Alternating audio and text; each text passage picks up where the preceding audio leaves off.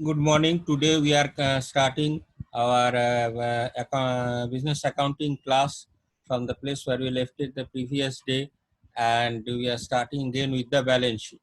Now, the balance sheet, we can define it as a representation of the assets, liabilities, and equity of a company.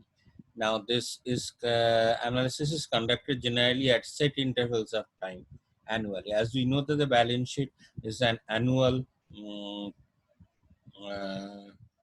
financial statement, and we can only get it once during a year. In most cases of the world, the time period coincides with the calendar year, that is January to December, whereas in India it starts from April and ends in March. Now, by the assets and the liabilities, we have two different formats by which the balance sheet is represented. Now we have the horizontal format and we have the vertical format. In the horizontal format, as we can see in this case, in the horizontal format, the balance sheet, we have figures for the current year and the previous year, figures for the current year and the previous year for both liabilities and assets in a single uh, mm, sheet of paper. Now the difference regarding this method, these two methods is, whereas in case of the horizontal format, we have the liabilities and the assets shown side by side. Now the liability it is consists of the share capital, authorized, issued, subscribed, less calls unpaid, reserved and surplus, capital reserve, general reserve, other reserve, profit and loss appropriation account, secured loans, debentures, loans from banks, other loans, unsecured loans, current liabilities and provisions. Now we have share capital. As previously explained, it is the authorized share capital, means the maximum share capital the company can issue. Issued share capital is out of the authorized how much the company has actually issued. And subscribed means how much of that issued capital is subscribed, less calls unpaid. Now the total capital shown in for the balance sheet purpose will be calls will be capital issued or capital subscribed, less calls unpaid. That means actually it will be subscribed capital less calls unpaid. Now reserves and surplus will include capital reserve, general reserve. General reserve is obtained from, say, profit and loss account and others. Capital reserve is obtained likewise from, say, from capital sources, and other reserves include, say, revaluation reserve account. If we do revaluation of uh, say our assets and the price increases, then we have to get this revaluation reserve account. And say we have cancelled shares, then we have forfeited shares account and all that.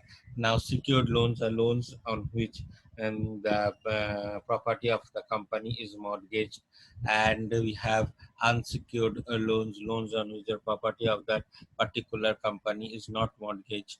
But then there are current liabilities. Current liabilities, like current assets, as previously said, are those liabilities which the company has to pay within a year. Now these includes people from which the company has made credit purchases, bills payable are also there. The company has made credit purchases, but the creditor has issued a bill to the company, and the company now has to pay that bill.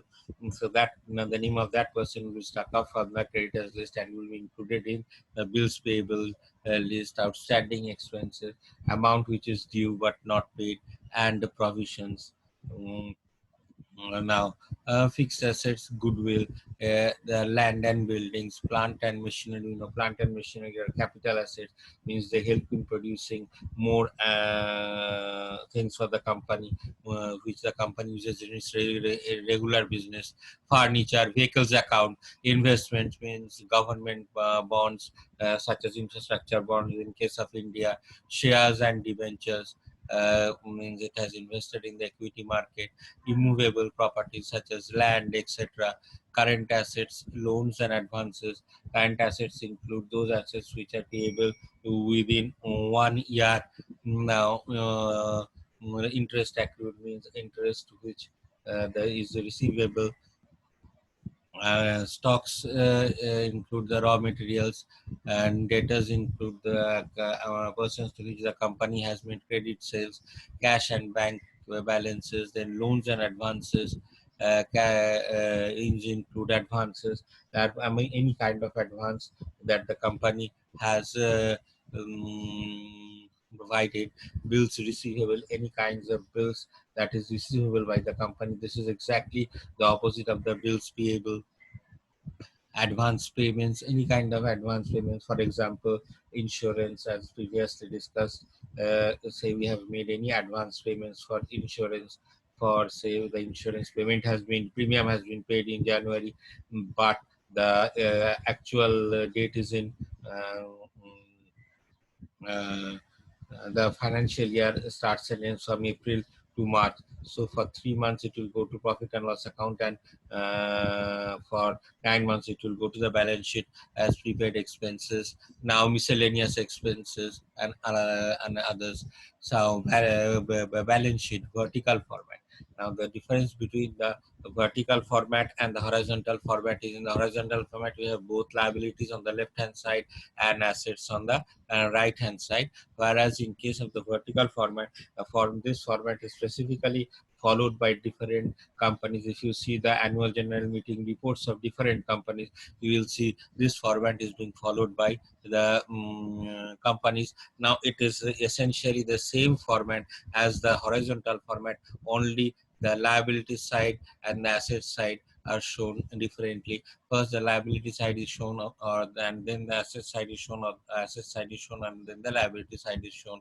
Now shareholders funds, we have capital, reserves and surplus, and all the same subcategories and divisions. Schedule number starts with 1 or shareholders funds, 2 for loan funds, 3 for fixed assets and all that. However, we can see the difference between these two is, in case of liabilities, we have distinct liabilities on the left hand side and distinct assets on the right hand side. However, in the vertical format, we have sources of fund as capital, and we have application of funds. Now in sources of fund we have capital, less application of funds, fixed assets. Then we have current assets, loans and advances. Like this we have the adjustments done in a single sheet. First the liabilities come, then the means the sources of the funds come, and then the application of the funds come. From that we have to add the current assets, and then the current and then subtract the current liabilities from that. And this is all. Now we have and the profit and loss account. Now this is for the of information purpose only.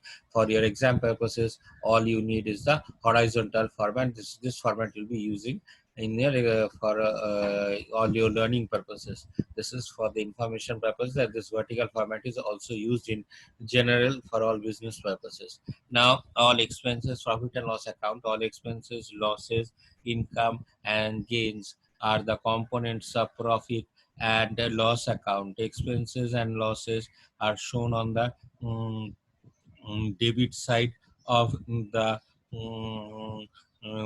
profit and loss account. All expenses, losses, incomes and gains are the components of bottom. However, expenses and losses which are only attributable to the current year and not to the previous year.